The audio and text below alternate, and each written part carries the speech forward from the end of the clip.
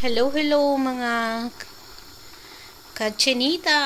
Ayan, tayo po ay nagluluto ngayon ng ginataan na minatamis. Ang araw natin ngayon ay Sabado at tayo ay narito lang sa bahay. Buhay ng OFW. Ayan, ang ating minatamis. Pinagsama-samang kamuting kahoy, gabi, ay kamote, at saging na platino, then yung pong mais na nasa lata, at meron tayong isang lata ng gata.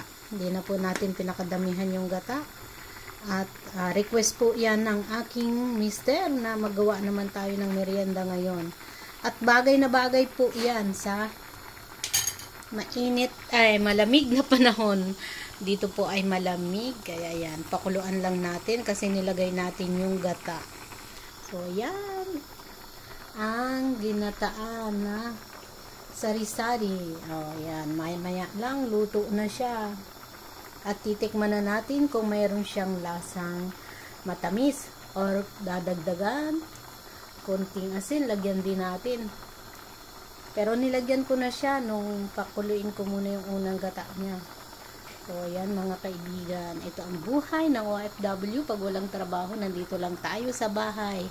So, saan mang sulok ng mundo makarating itong aking simpleng ginataan, pa-comment lang po sa baba. Thank you, thank you. Ingat po kayong lahat.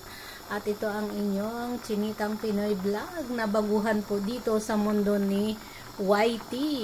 Bye-bye po. Maraming salamat. Ingat kayong lahat. God bless you all and love you all. Subscribe for more, everyone. Bye-bye.